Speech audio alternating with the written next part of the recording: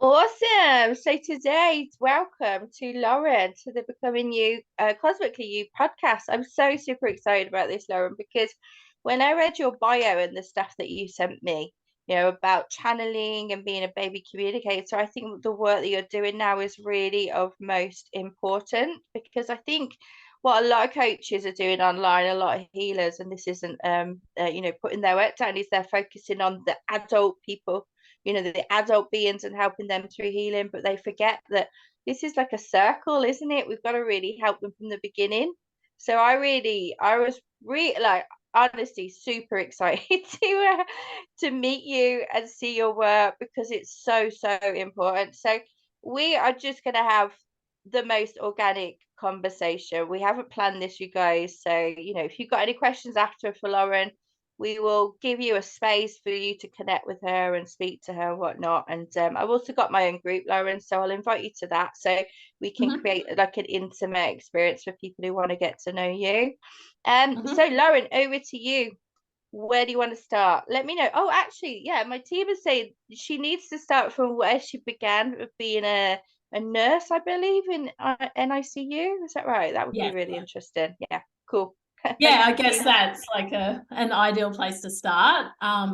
So my background is as a registered nurse. I was a nurse for 21 years before I left the system, and most of that time I was working in NICU or neonatal intensive care. So working with the sickest babies. It's like everything that could go wrong I saw, and it was where babies had the toughest start to life. And as a quite a sensitive, emotional human myself, I found it really challenging to deal with the emotional side of the sickness and unfortunately at times death of babies. And so it was a real challenge for me, like not only personally but professionally. So a couple of years ago, I stepped out of that role, but I look back on it with a lot of gratitude because it was a real I call it like my learning space, or it was where I did so much of my training, but not clinical. It's where I did a lot of my spiritual training, which you kind of think like, why would that happen in a hospital, but for me it did. But my teachers were the babies that I was caring for because I was learning over and over and over again that these things were happening, and it was really confusing for me. And I couldn't. My biggest question was why? Like, why is this happening? Why is this intensive care unit full of sick babies when, they're supposed to be born like at term and healthy and pink and with mum and seeing babies born addicted to drugs and born into really challenging social situations. I really struggled ethically and morally with the whole thing, Mm. the whole coming to earth, it was really challenging. Like, why would this happen?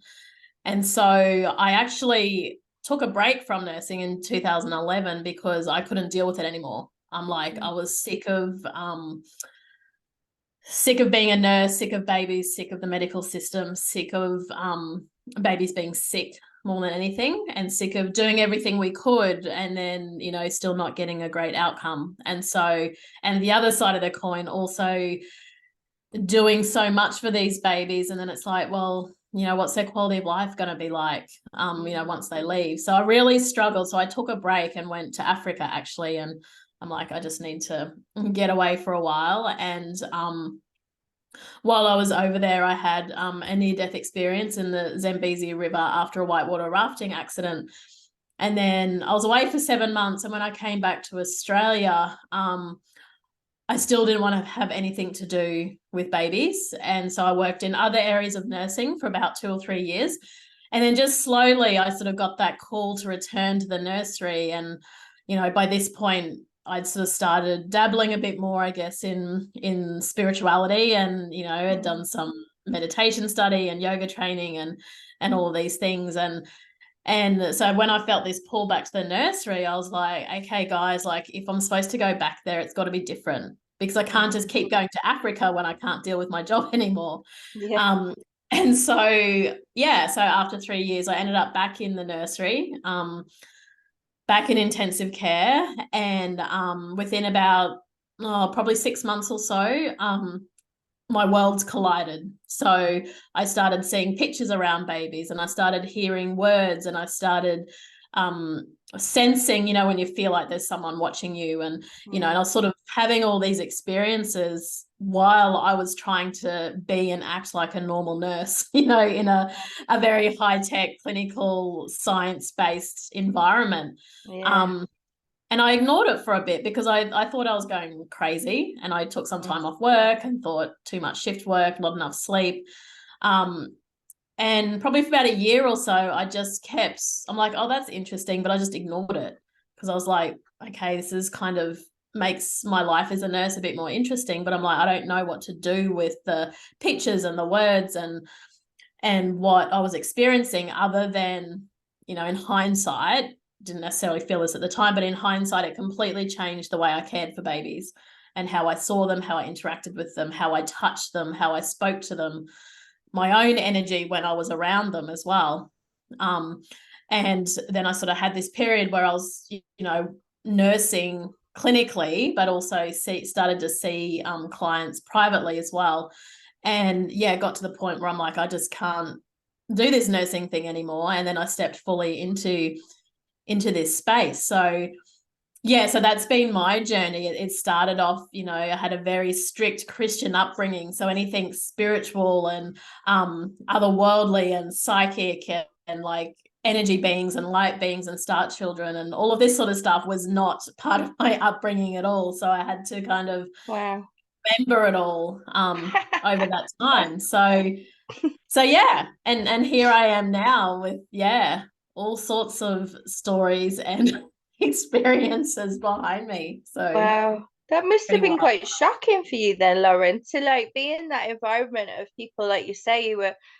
For me, when I look at like we have the NHS in the UK and they're all Yeah. very much about like doing things by the book, and meditation and spirituality are kind of like a bit still far out there. Like they welcome them, but it's not on the level that we do, channeling cosmic beings and seeing things. And I always think, oh my God, if I spoke to like a quote unquote normal person, I'd probably be locked up in a padded cell. Yeah. Like, how did you Yeah. navigate that with your colleagues and feeling enabling yourself to welcome it in, but also feel grounded at the same time? Like it's a lot, isn't it? When you get it all at once, which sounds like you just got it woof, after your near-death experience. Yeah, it all sort of came in quite quickly, but I guess I had to learn boundaries, psychic boundaries, and I had to learn when it was on and when it was off. Because there were times if I was in the middle of a resuscitation, that was not the time to be connecting with beings and like watching the images that were coming through and all of that. So I learned that, probably in the quieter times on a shift, I could sort of open that awareness up a little bit more. But there were times that I had to, for my job, be very much in my left brain and be very, very clinical and all of that. But it was hard, it's kind of like there's this part of yourself that you're hiding essentially, and I didn't tell anybody. I think it was about maybe 6 years or so that I was having these experiences while still nursing. And, during that time, I never told any other colleague Yeah. what I was experiencing. So I think it gets to a point in, whether it's in our job or in any relationship really, whereas if there's a part of you that you're suppressing for any period of time, it gets to a point where it just something's got to give. And I was so like, there's a part of me that was really worried, fearful of being judged and being like, criticized. And I did get a bit of that after I left the hospital actually, but I wasn't there, so it didn't bother me as much. But yeah, I dealt with it by basically shutting a part of myself off and only allowing that part to come out, usually on a night shift when it was a bit quieter, or other times, and also just getting used to pretending, which is wasn't great for my soul and my values around being authentic with the world and showing up as we are and not trying to hide parts of ourselves. So yeah, it was a challenge. And yeah, I think it just got to that point where it's like, okay, I need to make a decision here. Because I can't keep pretending anymore. Like it's not it's not good. It's not good for my Yeah. health, my mind. Like I felt like a bit of a not a fraud, but just I felt a bit, yeah, just like I wasn't authentic or I wasn't acting in integrity because I was kind of, yeah, masking this whole side of me in that hospital environment. Mm. So yeah, got to a point it's like, nah, that's it. I'm done. And I don't know about you, Lauren, but I'm feeling a massive shift at the moment, especially with women in like corporate jobs. So I came from a corporate background. I was a tax advisor, and I feel like, in the human world, people are calling it the shift from 3D to 5D. I don't actually believe that shift exists, but there is some shift where I feel like, I mean, my team gave me a message just this morning that we are going to be shifting from working 5 days on, 2 days off to a new world, a new earth, where we're going to be more like in alignment with our heart's desires. So it's so beautiful that you got to live many of the lessons and become masterful in them in order that you can live your own values, right? Yeah. Yeah, absolutely. And I think there is a real shift happening at the moment on Earth where, you know, men and women, but I'm noticing it especially in women that are sort of feeling that call to really step up into their gifts, into their power, stop, being put in a box or being told, when to work and how often to work and how many hours to work, and sort of moving more into either jobs that are more flexible and more who go with the flow, I guess, a little bit more rigid, or they're stepping into working for themselves in some way. And I think that's really, really powerful because, and this is, I think, what's happening in a lot of areas in society at the moment globally, where there are these big shifts in the different systems, whether it's health, whether it's education, whether it's socially, like workplace cultures, all of these things, like the shifts within the systems and those old paradigms about what we used to just do because that's just what we did. I think a lot of that now is being questioned, and I think this next generation of children who are coming through, especially those born, I would say, in the last 5 years or so, a lot of them are having a really, like, when we talk about a purpose for a soul coming to earth, a lot of them have a collective purpose around starting to shift and shake and rattle some of these systems, because it's like, hey, that doesn't work for us anymore. Like, it may have worked, for the last however many decades or centuries, but we're not cut out for that anymore. That's not how we educate a child. That's not what a family looks like anymore. All of these different structures and systems that we're already starting to see are falling apart. And I think that is a part of this, whatever this shift is in the consciousness of the planet and the consciousness of humanity. It's almost like for us to move or evolve, like some of these old dated or archaic systems and structures need to fall away in some way. And I think, yeah, this next generation are a really big part of that. Yeah, So, I think so. That made me laugh when you were saying about the new generation coming through, because my team sent me a vision of my 5-year-old. She's 6 now, coming in like a whirlwind, and I was like, yeah, that's her. She's so yeah, sassy and like she yes, literally she literally calls you out on everything that you could, hold yourself to. yeah, It's incredible. I love seeing the world through my children's eyes. And I remember what you said at the beginning, that before we even started recording, you said that your teachers were the babies. And it's yeah, interesting you said that, because my greatest teachers have been my own children. yeah, yeah, Not always on with showing light and love, but sometimes yeah, being that mirror and showing you bits of yourself that you're like, ah, man, you caught me out. Oh, I've got to work on that. absolutely, And the absolutely, stingy yeah, stuff, the stingy stuff that people don't talk about generally on social media. But yeah, yeah, my children call me out on my BS all the time. It's yeah, really yeah.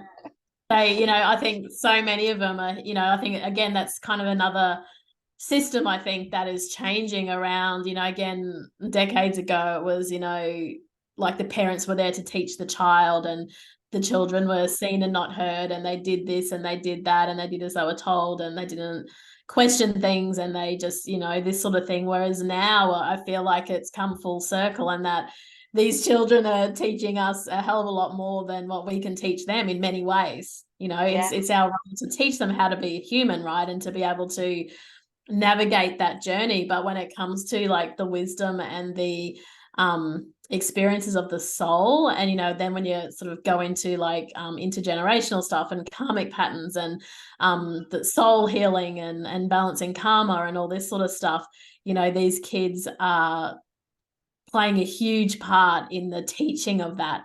And as you say, it doesn't always look pretty. Like sometimes it can be quite brutal.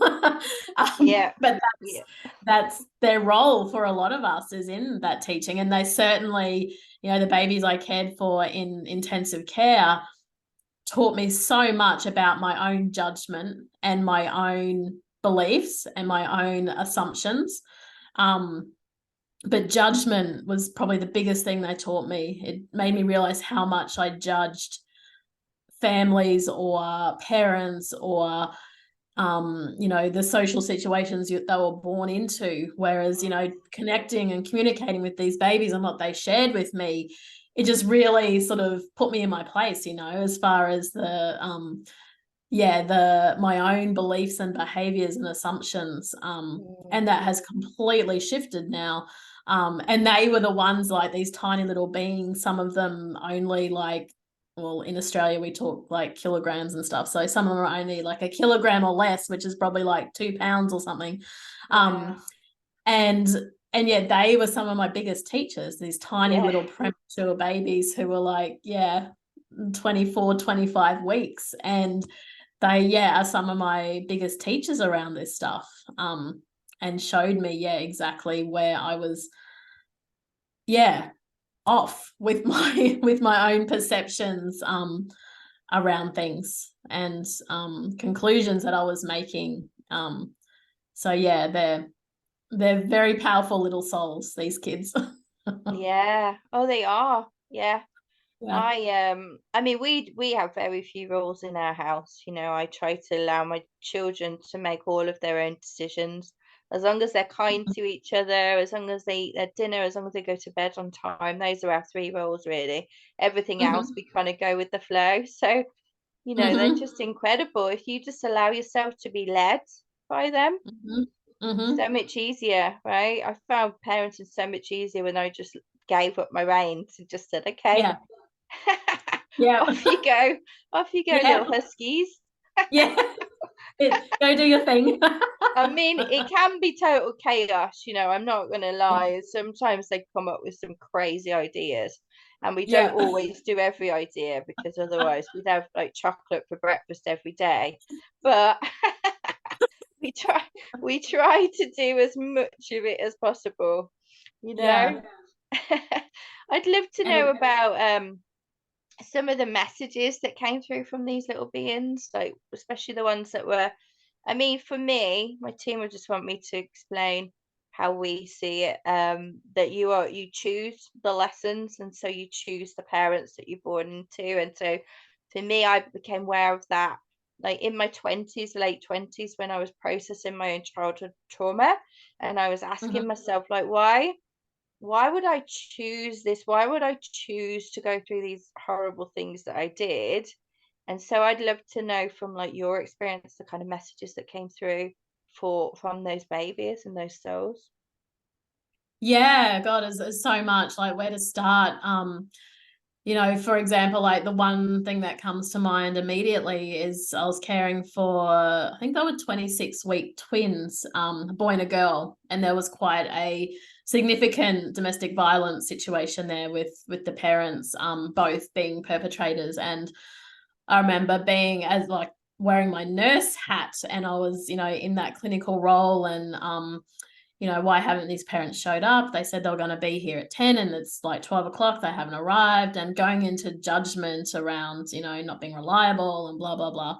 And I had to stop in my tracks because like I felt the soul of the baby girl and I was in her room at that time and like near her incubator. And and I can't remember her exact words, but her message was, listen to what you're saying. You are judging these parents, this mother and this father. You've got no idea of their upbringing, their history, their background, their experiences. You don't know their soul and what their soul come here to learn. You don't know what karma and baggage they've brought from previous lives. You don't know what they're here to teach others. And here you are saying that these parents are wrong and they shouldn't be doing this and all this sort of stuff.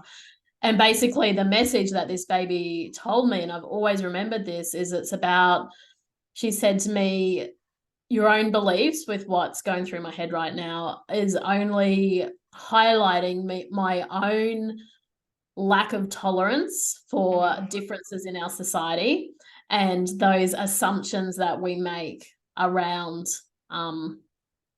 around people that are different to us, right? I don't know. It's like So Angel. She's very spiritual. Yeah, she always turns up in sessions. I can tell. Oh, she's beautiful. She's like, hello. Just hello. say hello. So basically saying what you said, you know, we chose our parents. Like, you know, this child was like, I know my mother and my father better than you will ever know them, and I still chose them. And so, you know, I think that is really important to remember when you think, you know, as you say, like, why on earth would we choose this experience? I think what's important to remember is like we have the human journey and our perspective of that, and then we have the soul's journey and the soul's perspective of that, which is very, very different. And what I learned continuously from, you know, not only these twins I cared for over a long period of time, so I were born so prem, but also other babies like those born addicted to drugs, you know, and those born even being like, I think who would choose to be born at 23 weeks, you know, and listening to what these children are saying. And it's around like one born at 23 weeks. Actually, I didn't know, and the medical team didn't know this, but, you know, had she not been born then, her mother would not have survived. And I think that's another thing that we tend to get caught up in here on earth, is that like especially I think when it comes to spirituality and the soul and incarnation and stuff, I think there is this belief out there that everything's set in stone. It's like we come to earth and it's like our future is all laid out before us and all of this. And I think, yes, there are certain signposts and like, you know, major events, I think that that are pre-planned, but sometimes the way to get to those can be often not planned, and it's all about free will and other people's decisions and the energy of the planet, of the earth, of the people, globally, cosmically, astrologically, however far you want to go out, all play a role in the influence of how our lives can turn out. And so with this, you know, 23 weeker, it was like, well, you know, this happened, you know, her mum got an infection, and so there was a decision that needed to be made. You know, was my mother, you know, was she going to die? And they try to save me, which, let's face it, at 23 weeks it's about 50-50 the odds. Or do I not survive and allow her to live? And so, and because she said, I can just come back another day. They were her words to me. It's like, there was no like, and this is the thing I consistently found in the babies I cared for, is there was never any sense or energy around the situation being wrong. And I think that's another thing we often assume. It's like a baby shouldn't be born prem, or a baby shouldn't be born sick, or a baby shouldn't die, or a mother shouldn't get an infection, you know, or shouldn't go into preterm labor. Like all of these things that we put shoulds on that we feel should not happen, yet they're happening every day. And so that was one thing that really pushed me, I guess, to go deeper and like dive deeper into all of this. And when I felt into these children and communicated with them, there was never any sense of, oh my God, like it's gone wrong. Yeah. I'm not supposed to be here. Some were surprised. It's like, oh, is that how that turned out? But there was a lot of like acceptance around it. It wasn't like, oh my God, it's like it's just all fallen apart and like everything's gone wrong. And now there was never any of that, which is very different to the beliefs and the feelings that we project onto these situations, that something's gone wrong. And again, this is where it's important to keep to be realistic about the human experience. We don't want to dismiss or deny or bury the very real human emotions associated with our experiences. But from the soul's perspective, there's a lot less emotional intensity and attachment to the situations. And so it's like, oh, okay, that's how that happened. Like, what am I going to do from here? Am I going to make, and this again was coming from the babies in the nursery, it's like, am I going to stay? Is this the quality of life that I want? Is this what I want to do? Like, what am I here to teach my parents, my family, the nurses, the doctors, because it's all, they're teaching us just as much as we're like helping them in many ways. And they're teaching us a lot around, technology and treatments and all of that sort of thing. So they're like, yeah, am I going to do this? Like, what is my plan for this life on earth? And can I still complete that purpose or carry out that purpose now that this has happened? And I do believe that we all have different exit points at different times. We don't necessarily know when they are. We may notice when we've been through one, like that near miss on the highway, or, a lot of those near misses can be potential exit points. And babies do have them, and they have them throughout pregnancy as well, in my experience. And there was a lot of messages around karmic things, or, like I gave birth to a prem in my last lifetime, so now it's my turn to come back as a prem baby in this time to help balance that karma. And I was really, really addicted to drugs in a previous life, and so I'm going to be born addicted, and I'm going to be able to have a different experience of addiction this time because it's happening from birth. It's not happening, from my teens and all of that. So when you start thinking of it like that, and look, it's not easy at times. There's still, even though I've been doing this work for a while now, there's still the human part of me that really struggles with some of these concepts at times. But it's just showed me this whole other perspective that we don't normally look at.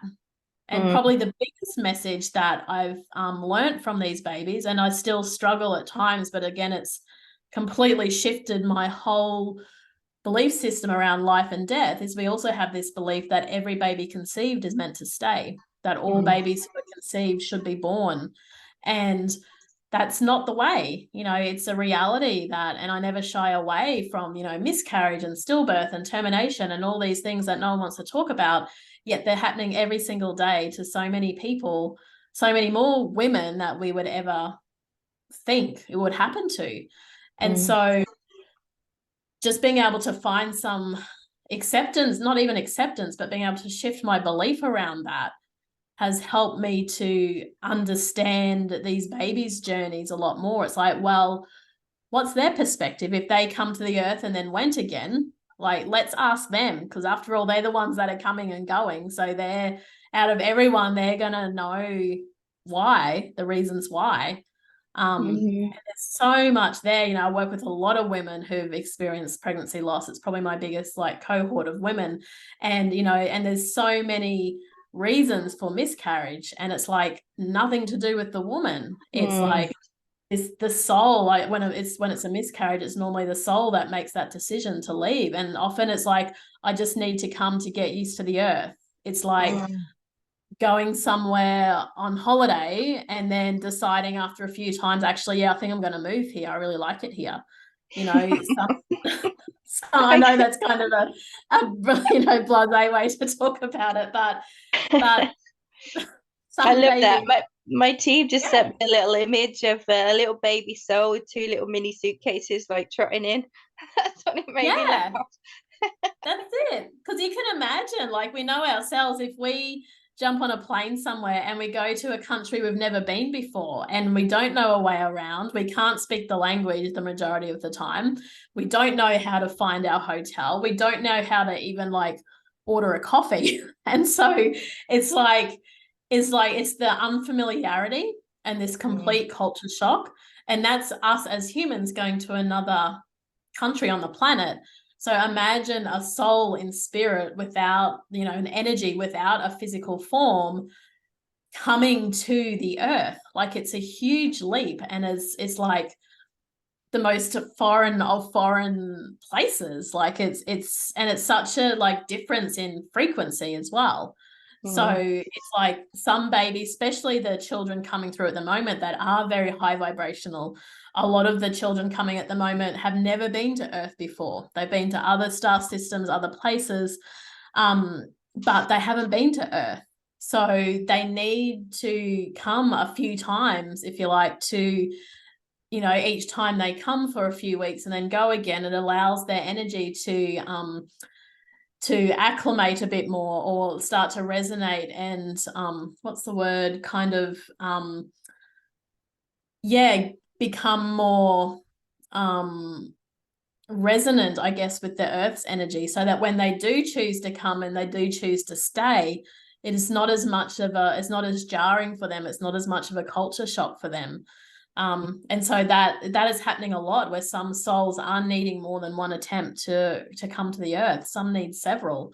So that's a very consistent message that's coming through. Some babies come purely as an energetic cleanse of the mother, or to help unravel her physically, spiritually, emotionally, mentally, in many ways, to prepare her for the mother that these incoming children or her future children need her to be, at some point in the future. So when we start to look at it like that, it sort of becomes a little bit, again, from the soul's perspective, a little bit easier to understand why some of these things happen. Doesn't make it any easier for us humans here living it, right? And having to like fumble our way through it. I'm not dismissing that. But again, I'm very much, I guess, like I had to learn with nursing, like balancing both. It's like that the soul and the human, how can we like hold both? How can we have different beliefs but be able to hold them simultaneously? How can we be heartbroken over this but also understand in a bigger perspective? So and so much to have to share. Yeah, and I guess does it make it easier for a lot of the women that you work with from a grief and because I imagine I've never lost a child. I'm a first human here, by the way. I still find this whole human experience a bit crazy at times and a bit jarring. Yeah. I've got to be honest. I feel very alien-like, I don't feel like I always call them humans because I don't see myself as them. So I can relate to all these babies. They're all around me, like laughing at me now. It's quite funny. I've never connected to baby spirits before, but I can see them now all around me. It's quite cute.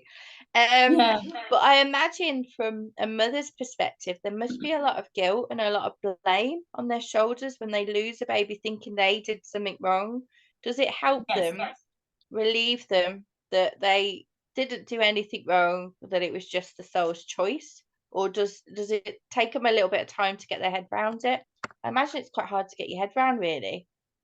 Yeah, and I guess it depends on the woman, but like I have some women that by the end of the session, they feel like so much lighter. It's like, oh my God, I feel like I can finally breathe. And some women, I've worked with some women who it's been 20, 30 years since they lost their baby, and they've carried this guilt for all this time. And then, when we can tune in, it's like, this is why I left, this is why I didn't stay. It's like you can just see like these women on the other side of the Zoom screen. It's like their whole energy shifts. And they say like, oh my God, I just feel so much lighter, or I'm feeling like some peace in my heart for the first time.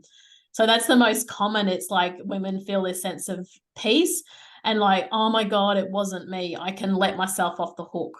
I didn't they can sort of go into, if only I'd done that, or if I hadn't have done that, and, all these what ifs. It's like they can finally just let that go. And it's like, no, it wasn't me, it was them. You know, it doesn't take away the grief or the pain necessarily, but it helps to, I call it a softening. There's like a softening of that guilt and that grief, by understanding that it wasn't them, you know, and you know, there was nothing that they did wrong, nothing that they could have done differently.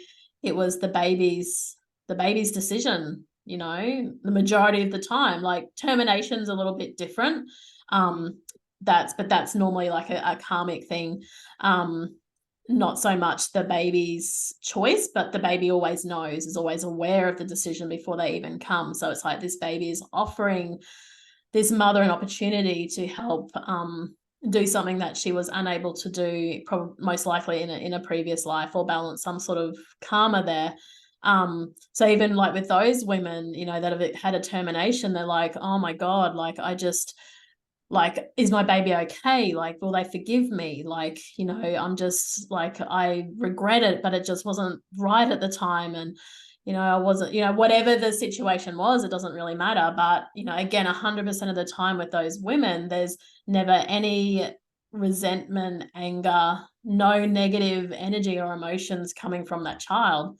It's always very like, yeah, we knew. Like I knew before I was conceived that that's how it's gonna pan out. That's how it's gonna end up. We made that, you know, again, getting into soul contracts is like a whole other can of worms, but you know, that can be part of it as well. So it's really healing for these women to understand why their baby didn't stay, or why they needed to make that decision, or why something happened, you know, during, you know, even like birth trauma and these sorts of things as well. We can find some answers from the soul's perspective, either from the mother's soul or even the partner's soul at times, and also the baby's soul as well.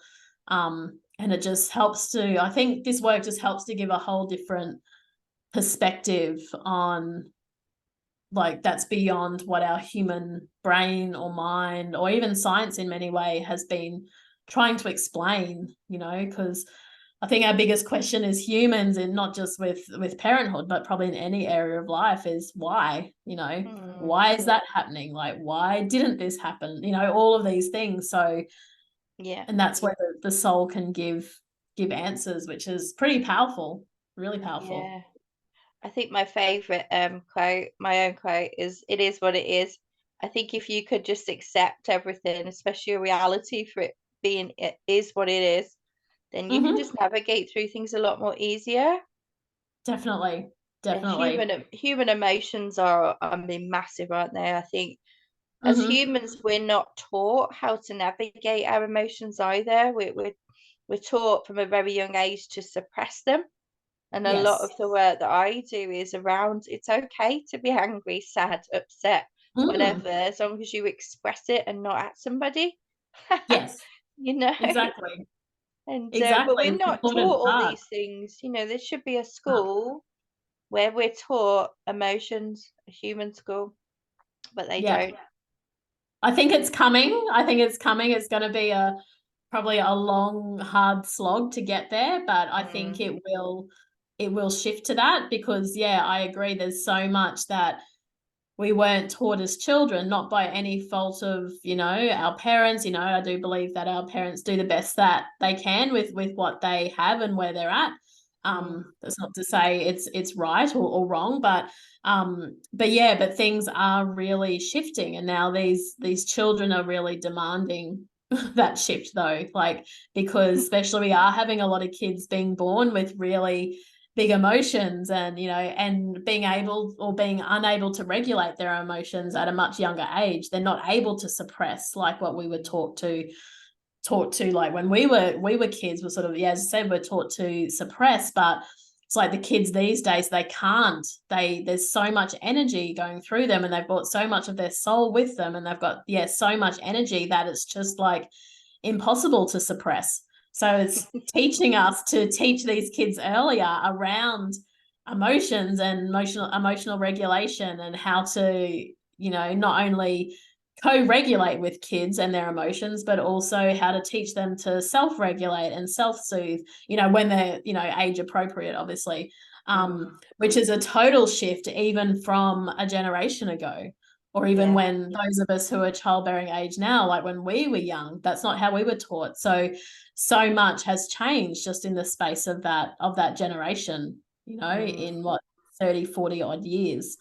So it'd be interesting in another 30 or 40 years, when our kids are having kids, as like to what, to those how those skills are being taught and implemented. I think it'll just be like natural and like normal, normal is like getting up and having a breakfast in the morning, it'll just be like a normal part of life. Maybe not for everyone, of course, but like, it'll become, I think, more and more common and standard, become like the new norm, where these kids will learn how to, not only manage their emotions, but I think a big part of it for some kids in particular is like, I don't know what's my emotion and what's mum's emotion or dad's emotion, or the TV's, what's coming out of the TV, or my friend's emotions, so again, it's those emotional, like energetic boundaries as well, and learning to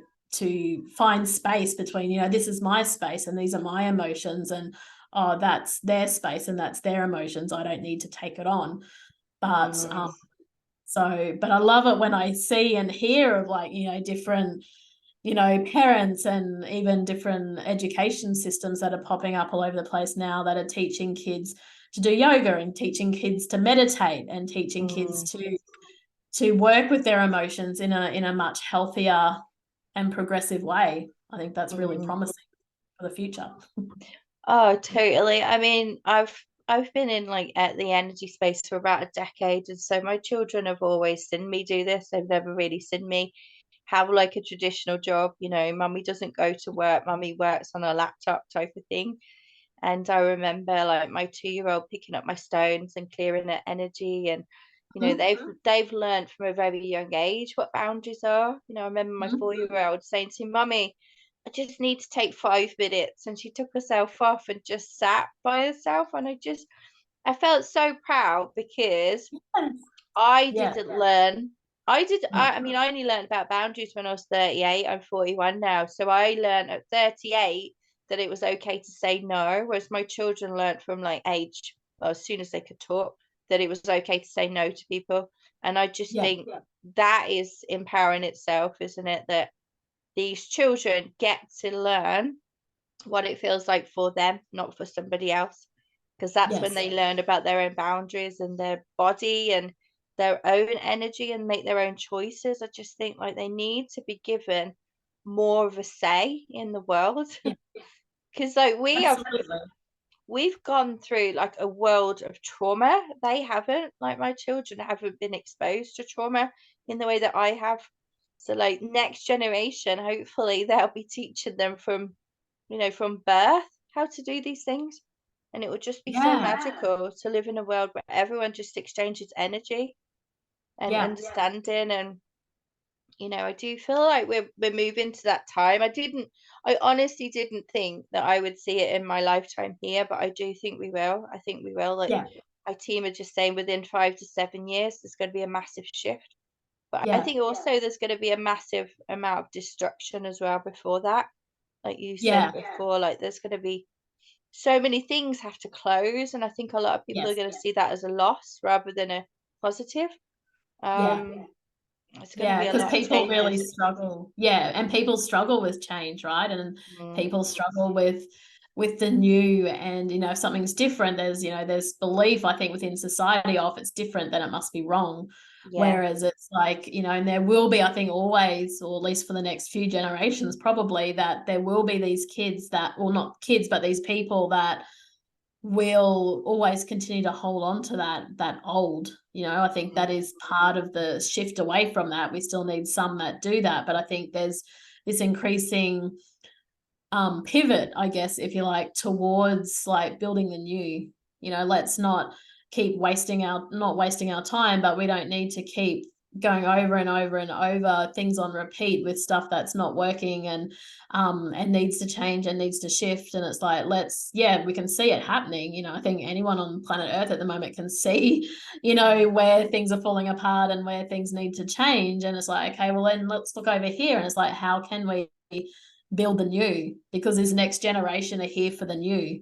And, you know, as you said before, like around the trauma side of things, you know, our generation, you know, it's been so common that the wisdom comes through around that, you know, our generation, as where we are now as adults, are the circuit breakers for a lot of that trauma. And it's like the future children are calling us to step up and deal with that trauma and work through it and face it and confront it and journey with it and heal it and like whatever needs to be done. Because so often like these children come through, especially, not, look, this is very general and it's not the same in every situation, it's all different, but you know, when it comes to some types of, or some situations with infertility, for example, like these children are wanting their parents to be in their late 30s and 40s so that they have that opportunity to work through that trauma and deal with their stuff. Because so often they've said, we haven't come here to deal with your shit. That's your job. That's your purpose. That's why you're here. That's why, that's your journey. But we are here to kind of pick up from that and continue on. But we're not here to rehash all of that and then try to get to where we're going to go. They want to hit the ground running, and they need us. Again, this is not about being perfect, but they need us to kind of do a certain amount of that work and that inner work and that growth and that emotional intelligence and awareness and all of that sort of stuff. They need us to get to that, get to a certain point so that the next generation don't need to go through all of that. It's like, that's not our job. We have a different purpose, you know. They respect that that's our journey for a lot of us, and it's a really big and important purpose. But these kids are like, nah, like we're not there, that's not our journey. And in order for us to have a different journey, then you guys, as in this generation of like in childbearing years at the moment, need to do some serious work. And again, it's like soul level work, you know, as you know, it's like this is deep stuff that we're dealing with, collective as well as individual and intergenerational and karmic past lives, like so much of it. And these children are wanting us to do that so that they don't have to, so they can get on and do whatever they're here to do. So yeah, it's powerful. I mean, there's so much work as well. Like, obviously, you never really want to tell people the level of work they need to do when you start working with them, right? But I remember, like, in my 20s, I thought like doing the inner work was just like 5 minutes of meditation every day and keeping my vibes high, you know. But that was like, you know, almost 20 years ago of doing the inner work. And now I realize, like you said, the past lives, soul contracts, karmic stuff, you know, current life, emotional intelligence. There's so much stuff to do that sometimes it can be overwhelming, can it? So I totally understand that a lot of times it's just too much for people and they tap out. And sometimes I think people assume that the work has got to be hard. So, you know, a lot of the work we do is about past life trauma. You know, I'm dealing with people who have had like their heads chopped off and being persecuted as a witch and stuff like that. And but we're like, just laugh about it. You had your head chopped off. We're gonna heal it. We're gonna heal the karma. Let's laugh about it. Let's make it fun. We'll get through it a lot quicker. So I think sometimes the work is a lot and there's a long road, but it doesn't always have to be like, oh, it's, you know, let's sit down, let's be sad about it. It could be like, this is really fun. You had your head chopped off. You're a witch. You know, doesn't have and to it can be really gentle. It can be really gentle. And I think, you know, we can, you know, always, well, not always, but we can say, you know what, I just need a break right now. Just like enough of the inner work. I'm going to take the weekend off, the week off, a month off, whatever.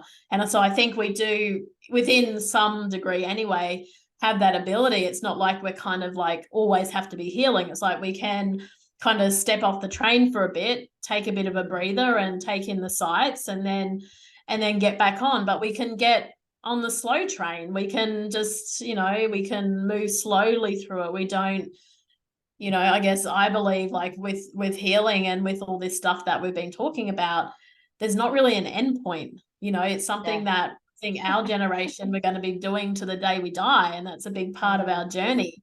I don't know that we ever get there, you know, get to this like healed place. You know, there's always things going on. So like, let's not rush it. Let's not try to like get to spin our wheels trying to get to this point. And as you say, it's like, let's make it fun. Let's make it playful. Let's have a laugh. Let's find the joy in it. You know, if we can find the joy, let's take it slow if we need to. Let's stop if we need to. Let's go a bit quicker if we want to. You know, all of these things. It's just so, yeah, it doesn't have to be such hard, grueling work, because we came here for an experience. We didn't come here to be living in pain for 90 odd years. We came here to experience the highs, the lows, and everything in between. So I think that's important, especially within kind of that spiritual healing space. You know, it's to yeah, take it a bit easy when we need to, and have a laugh and have a play. So that's really, I love that you're doing that you're taking that approach, because it can be so serious.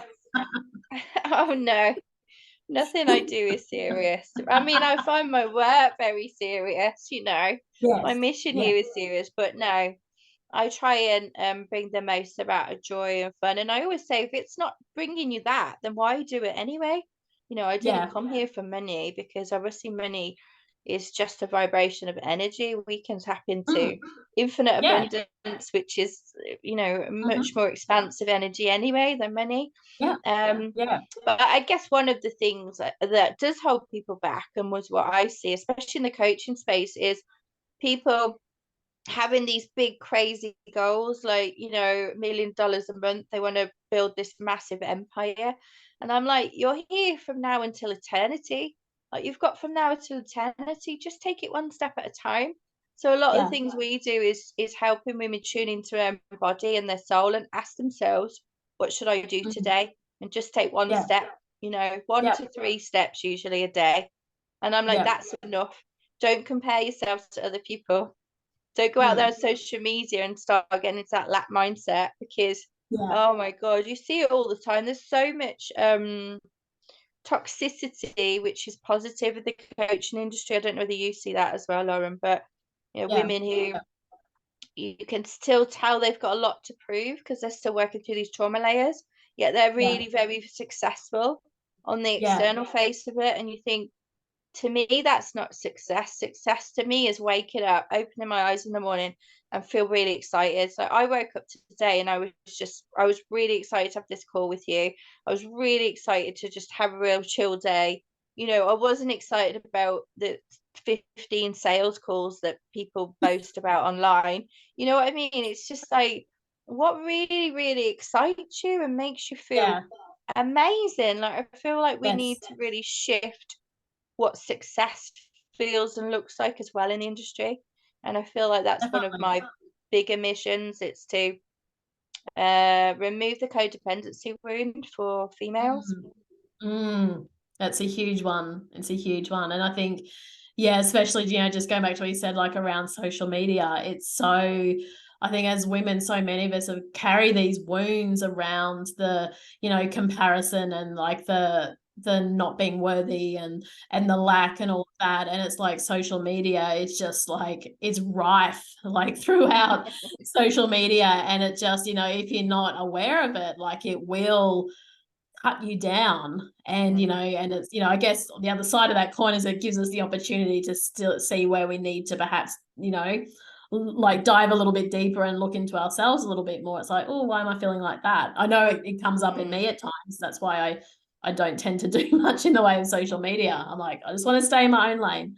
But it's a really big wound, I think, for many women, especially those of us who do run our own businesses, and, you know, you're sort of building something from the ground up, and stepping into your gifts and what you're here to do and all that. It can be so easy to get sucked into that. Whereas I think we're all being called to step up and move beyond that, and realize that it's an illusion, isn't it? Really, it's just like, and it's, again, you know, as you say, like getting all caught up in the material side of things, where, you know, there can be a lot of success or a lot of wealth or a lot of richness, you know, for some people, and they can be miserable on the inside.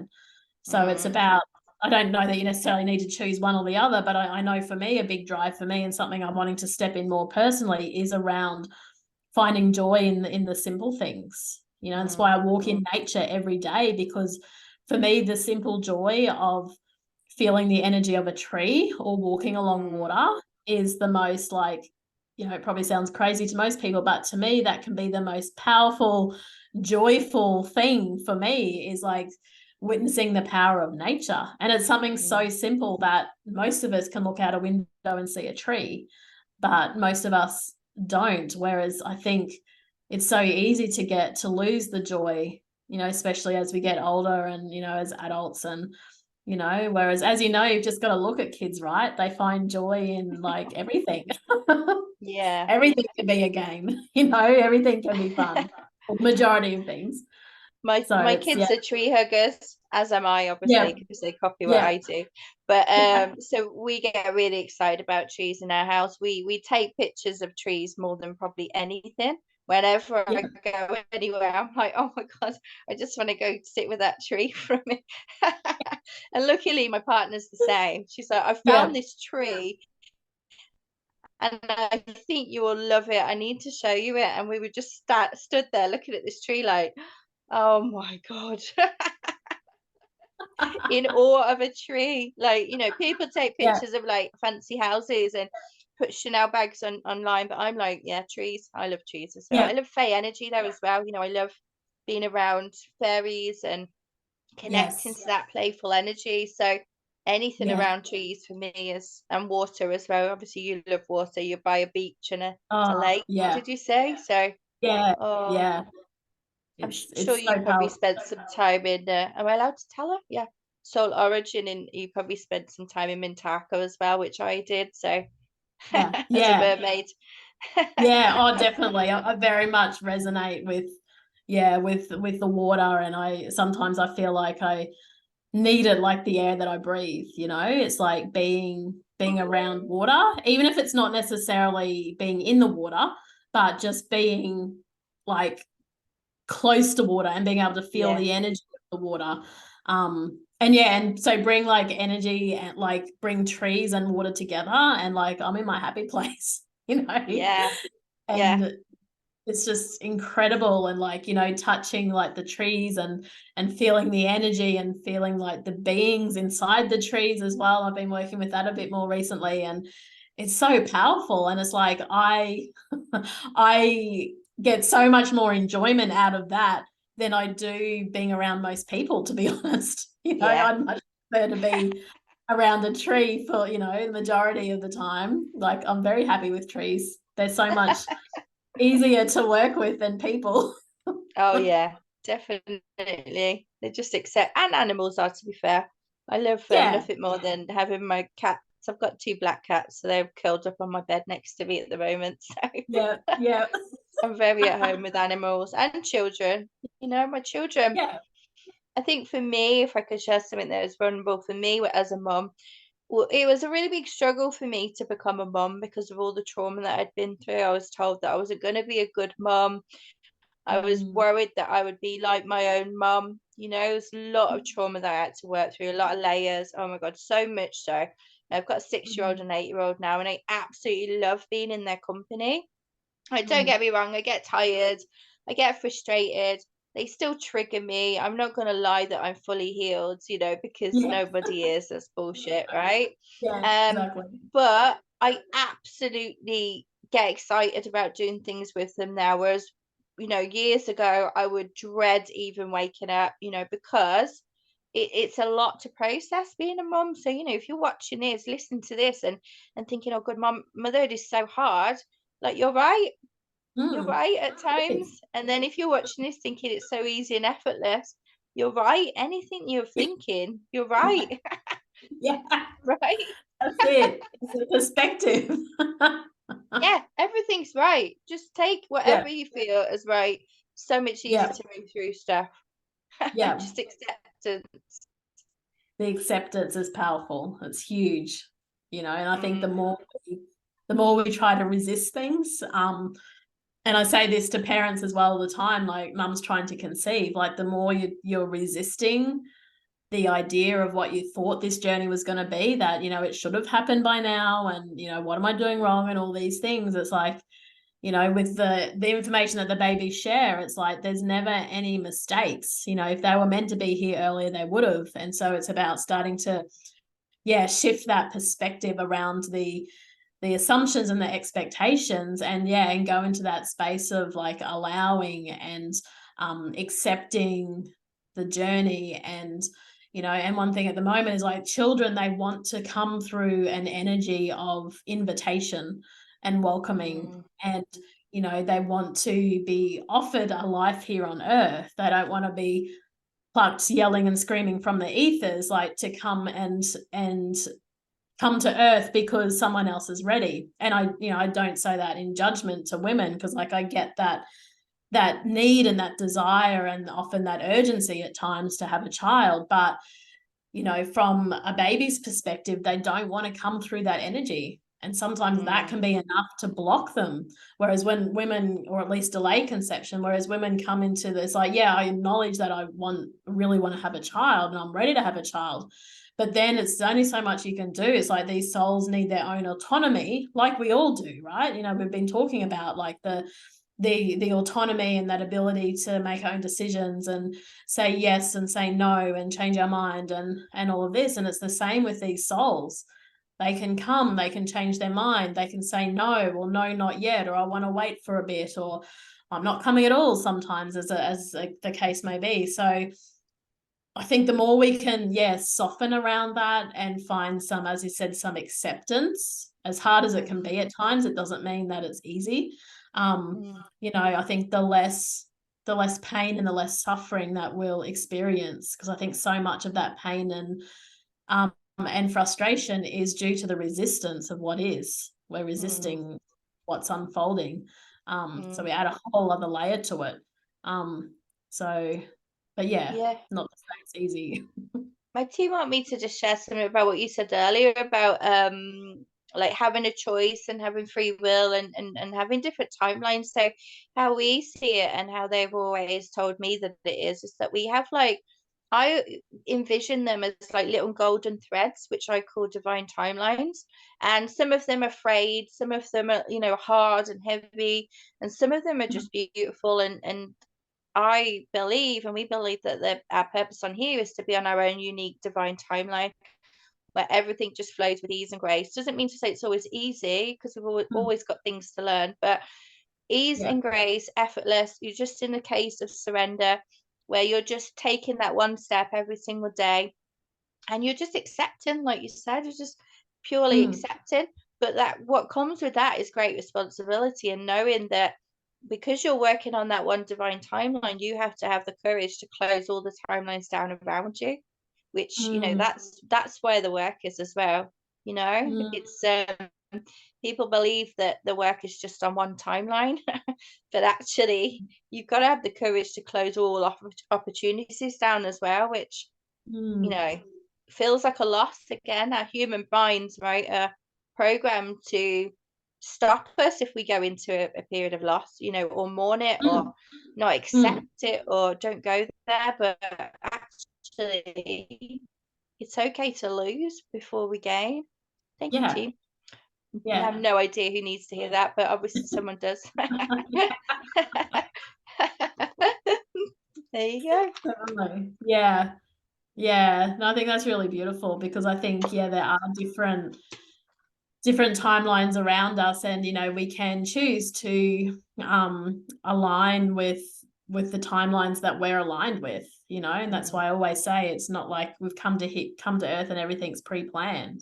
We can shift and change, and and even the babies coming to earth, they all have different timelines, because they can change their mind depending on what's happening here on earth. They may decide that they want to spend more time in spirit. They may come and then go, and there's all different timelines, but there's usually like a particular timeline that feels the most aligned at that time, and then they can then make that decision. And it's the mothers as well. Like I often get this around the birth of a child. It's like the most likely timeline at this point is X, Y, and Z. And, and then parents or mothers can make that decision. It's like, actually, well, no, that's not what I want. So then they can kind of bring themselves back into alignment with what they do want, and then move forward along that, and then not need then to experience that timeline that once was visible. So I think it's similar to what you're saying, is it's like these different timelines do come up that aren't aligned with us, but it might be because of we're being influenced by something, or perhaps there's a bit of a glitch in our own belief system or assumptions or expectations that are kind of heading us a little bit in a direction that in the bigger picture we don't actually want to go to. So once we can realize that and recognize that, we can realign with the timelines that we actually want to move towards. And as you say, sort of release these other timelines that are not necessarily helpful or desired by us and by our soul. So it's a as you said, there's a lot of responsibility with that, but there's also so much empowerment and autonomy around that as well, and integrity and authenticity as well, you know, being able to do that. But again, it's, as you said, it's also not easy, because, you know, if we wanted an easy ride, we wouldn't have come to Earth, right? We would have stayed in spirit, or we would have gone elsewhere that's nowhere near as dense. But we've made the decision to come to Earth, and because we've done that, we can have ease, yes, but it's not going to be easy. So it's like it's not an easy journey, this planet, for anyone. I don't know anyone that's gotten off lightly. You know, we've all had our own stuff to deal with. Like no one gets away with it, you know. And I think, again, that's a really important point to say, because I think on social media, a lot of people are just showing their best lives, you know. And I like to do both. I like to share struggles and my best life, because I think people need to see both sides of every story. And most people have both sides of every story. So, you know, I think this thing of comparing yourself to someone else's favorite reel is not realistic. You know, we're all dealing with stuff. Yeah, it's not accurate either. Yeah, no, it's not. Like comparing apples and oranges, which, you know, there's no need to compare in the first place, because I think if we are aligned with our own timeline and where we want to go, then what's happening out there, it's not that it doesn't affect us, but we don't need to give it too much energy. Just like keep, you know, it's that process of like just keep coming back, like, who am I, where am I, what am I doing, where am I going, what's the next step? As you said, those like simple but consistent steps towards where we want to go is really important. But also being adaptable, right? And being able to change our mind and change our perspectives if things change for us as well. You know, I think that's just as important to And I think having children help you do that, because they are always changing and testing and poking and prodding you and all the things. You know, they change so much. It's crazy, you know, what they like and what they don't like. And that gives me a lot of acceptance that it's okay to do the same. That I've got so many different multi-dimensional aspects of myself, that depends who I'm choosing to be in this moment, who comes through. And that's the truth of it, you know. And I think a lot of people get bogged down with things like personality or beliefs that other people have given them, and most of the time that's not who they even are. That's not who you are. Like you are just so vast and so limitless that you can achieve anything that you want. You've got to want it and do the steps to take you there. And it just, I love Earth now. I haven't always, got to be truthful to you.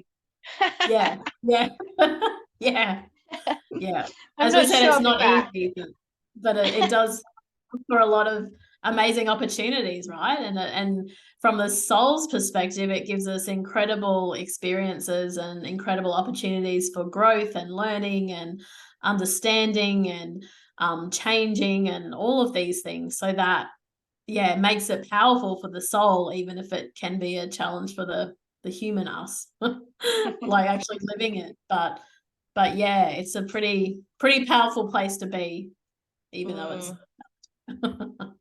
so I think one of the struggles as well at times is seeing someone's potential.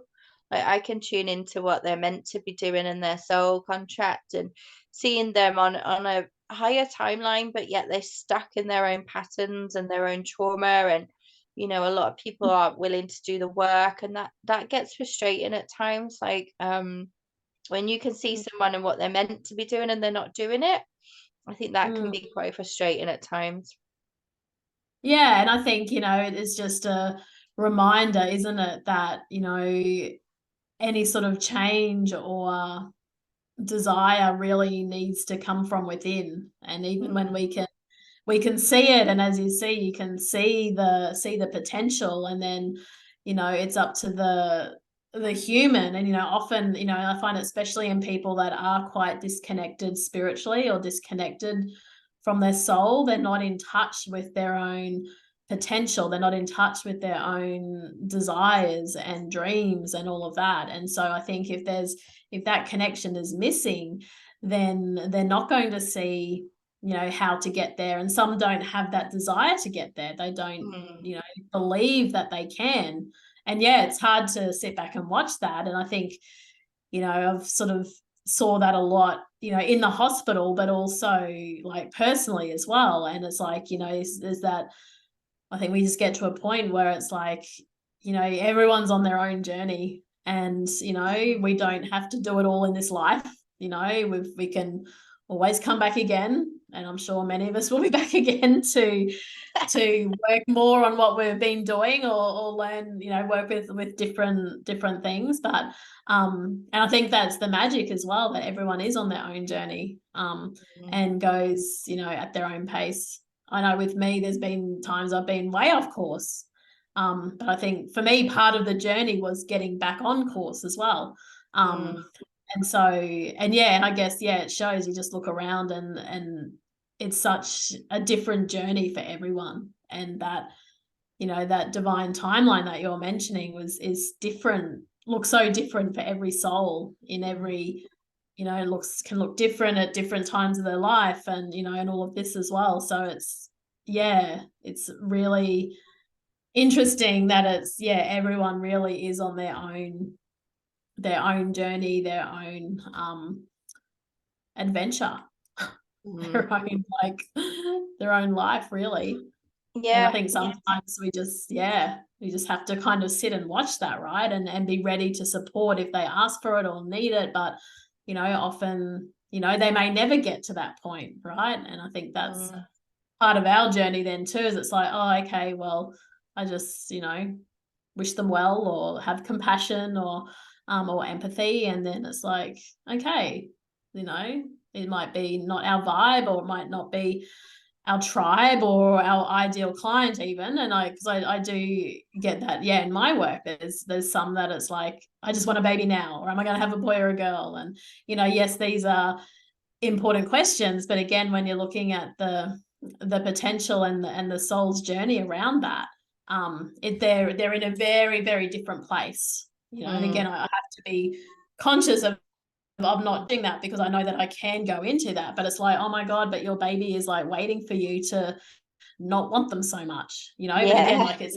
a process of like, you can see it, you can see what's going on, but some people just aren't quite at that point yet, or they need more time, or perhaps need to have other experiences first before they get to it, or maybe they won't ever get to it, and they'll come back and maybe they've been living the same life 100 times over. They're still not getting it. And I guess that's the journey too, right? Oh yeah, and releasing expectation is a massive thing. That's a lot of the work that we do, really. Releasing expectation and surrendering. Just just do what kids do at Christmas time. They get the book out, they show you what they want, and then they assume they're going to get it, and that's the whole manifestation process done. That's it. They don't doubt it, they don't question it. It's like, no, that's what I want, that's what I'm going to get, end of story. Yeah, exactly. That's how it's going to work out. And then they get sad when it doesn't happen, but hey ho, life goes on. That's right. Another learning opportunity. Yeah, exactly. I think one of the things you said, it was about channeling, so I'd be interested in hearing some of your channeling, because I mean, I love channeling. I channel, like I said before. 95% of what I say comes from them, which I'm so grateful for, because honestly, my brain as a human just goes to complete shit most of the time. It's not a fully functioning brain. So I'm so glad when I channel, they leave me about 5%, sometimes to share stories and be human me, but most of the time they're working through me, which I'm so Yeah. thankful for. So I'd love Yeah. to hear some of your channel, and if you've got any messages that you want to share with people, or generally, Yeah. or Well, I think it's kind of been coming through like for the whole mm, the whole session, really. As I said, like it's kind of like fairly integrated these days. Like, if I'm in the right, the mind space and I like allow it in. But yeah, I think, the main message, and I think we've sort of been talking about it anyway, the theme through the conversation is around, again, just focusing on the energy or the mission or the purpose for this next generation is around pivoting to the new, stop trying to fix the old, we're building the new, focusing on the new, allowing these children to do their thing in the world, which, we need to remember that they are wired very different to us. They communicate very different to us. That's a huge message that I feel like really strongly even now is how much communication is going to shift on this planet, not just through technology and all of that, but even like human to human. It's going to become a lot more, and it already is becoming a lot more energy based. And we all know what it's like to go into a room or to meet someone and you kind of feel like, oh yeah, they've got my vibe, or like I like their vibe, or no, I don't, I really have an aversion to that person, even though we haven't even had a conversation or like said a word. So that is really strong for this next generation is, I feel like, well, they already are communicating a lot more through their voice, but not through words, if that makes sense. And also their energies, like their energy, they can project their energy a lot easier than previous generations, including our own. They're a lot more energy aware, so they're picking up a lot more than what like earlier generations are. And then obviously all the technology on the planet is very quickly changing how we communicate and connect with other people. But I think for the next generation, it's going very much around like, how can we meet these children where they're at on a communicative level? And and a lot of even like telepathy and all of that sort of thing are coming back, because, well, not coming back, they've always been there, but they're being remembered. And so for these children that are coming through, and like there's a group of beings that I work with, I just call them the blue beings because they're blue. And Arcturian. yeah, I do a lot of like work with the Arcturian, but these particular beings, there's usually 3 to 6 of them, and like I can feel them like at the moment, and they're so focused, I don't know if that's the right word, also passionate, I don't know if that's the word either, around communication. And it's like they're here to support the communication or the up leveling or the uprising of communication on the planet. And even things like, children, and it probably sounds crazy, but it's like we need more blue in our lives. Maybe that's why I'm drawn to like the beach and the lakes and stuff, because it's like it's blue. But yeah, a lot of throat chakra clearing stuff that we're doing, and and there's so much that we can do to support children to like clear their throat chakras from babies, like from newborns, to help clear a lot of the debris there, and also helping their own communication abilities to come online. Because some, as we know, right, some kids are very visual, and communicate through art. Others are very vocal and they can be very articulate and communicate through words. Others are musical and they communicate through music or singing or dancing, or it's like all these different ways to communicate. And this is where this next generation of children are shifting into, is that the communication changes, and changing, I guess, what's accepted, and how we can express. And it's all part of, what you're saying earlier around these intergenerational and transgenerational patterns around suppression. It's like these kids, they're like, we've just got to get it out. and we need to allow them to express themselves in a way that feels right for them, or the way that they feel comfortable, or the way, or to their strengths, really. That's what I feel. It's like we're honoring their strengths. So we're not going to try to make a kid talk if their like most natural way of communicating is through dancing around the living room, or through playing the piano, or these things. So that's like, yeah, I mean, that was probably a fair bit, but yeah, like I feel the message at the moment anyway, or the energy that's coming through me, is around communication and being open to communicating in different ways with this next generation. And whether we're open to it or not, they're going to force us to, because the old ways are not working, and they're going to not work. We're already seeing that, like in school systems, and even like, I think the way some kids, or some of our generation, were disciplined, that's not working for kids these days. And so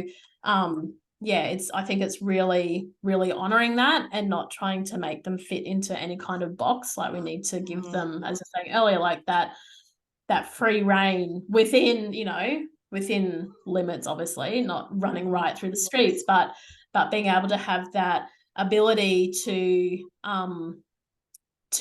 understand themselves, and like get to know themselves and express themselves in ways that they feel most comfortable with, or want to, rather than what us or society is telling them that they should be. And I think that is going to really change how we see communication as a planet, really, over the coming years. So anyway, that's kind of like a mishmash of different things, but yeah. I love that. And the thing is, that's why the children have been brought into this lifetime, to teach them the adults that are still struggling with communication, because a lot of the work that we do is around healing what we refer to as access points, which are usually traumatic deaths, or trauma wounds that have been incurred in this life or other lives. And a lot of beings do have trauma to their throats, and you delve deeper and they're like, yeah, I can't communicate my desires, my feelings. I'm like, well, I'm not surprised. I had a client the other day who'd been tethered in a past life with a ring through her throat. And when I told her about it, it was like, oh yeah, I had a thyroid problem, and I had a cyst, and I had cancer in my throat. I was like, well, that'll be why. Wow. So all these physical things aren't usually what they actually are either. No, definitely not. There's a lot more to it. Oh, so much more. I'm very conscious of time, Lauren. And I know it's late there, and I don't want to keep you sleep. Like, sleep to me is like the most important thing in the world. Actually, food is as well, but sleep and food are life for me. I'm the same. It's about 9:30 here, so it's getting late. I'm gonna let you go shortly, but before you do, I want you to just explain to people, like, how they should reach you, or what you could do, or just give them some ideas. I mean, we'll make sure we include your details somewhere, but let them know how they can contact you. Yeah, I'm on Instagram sporadically. So my business is Born Energy. So I work, obviously I'm based here in Australia, but most of my clients are international rather than based locally these days. So so I do a lot of baby soul communication work with babies past, present, and future. Preconception through to children. I'm working with children up into like round about that pre-teen age at the moment, sometimes early teens, depending on how communicative the soul is to the human side of things, like how much that child is open to that communication. I work over Zoom, remotely, via email as well. So I'm mostly on Instagram. bornenergy.com.au is my website. I'm on Facebook sporadically. So that's probably the easiest ways to reach me at this point. Probably Instagram is the easiest way.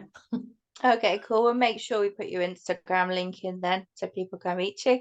Thank you so much for joining us. It's so fascinating, the work that you do, and I love what you're doing to help people who have been through this trauma, but also help the new generation of children. I think creating the new earth is just such a magical thing to do, and I love that you are playing such an important role in that. So my team are just like, I'm tingling all over, but they just want to share like a massive heartfelt thank you for everything that you do and everything you've been through to get to this stage. You know, they say they adore you, so thank you.